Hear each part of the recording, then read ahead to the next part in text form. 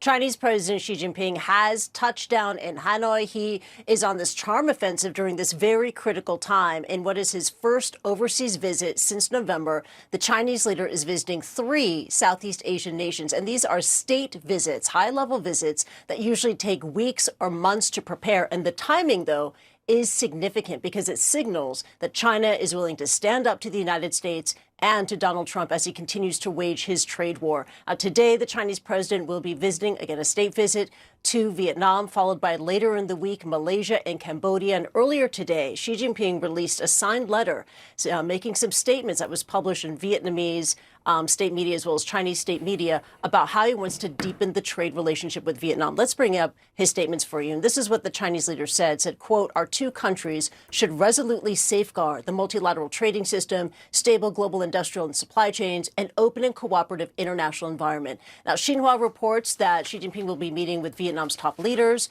including the Vietnamese president. Reuters, citing anonymous sources, is reporting that Vietnam and China are set to ink some 40 trade deals, including an agreement on rail links. Political observers watching events very carefully, and they're saying that they expect Xi Jinping to show Southeast Asia trade love, quite in contrast to Donald Trump, who has been making trade threats. I want you to see this comment that I heard from Wen-T Sung, a political scientist who's a non-resident fellow at the Atlantic Council. This is what he told me.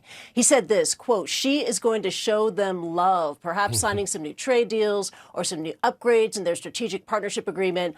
All these are ways for China to kind of show, I'm on your side. It is safe to hang out with China, especially if you're concerned about the U.S. Look, Southeast Asia is a close trading partner of both China and the United States. I want to show you this graphic just to remind you about what happened to Vietnam and Cambodia recently. They made it onto that worst offender list with those reciprocal tariffs being threatened by Donald Trump. There was a 90 pause underway here, but these were the rates that they were up against. Vietnam, 46%, Cambodia, 49%, Malaysia, 24%.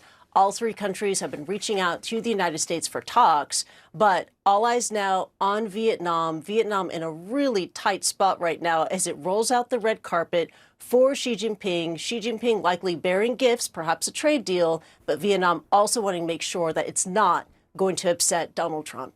Back to you, Ben.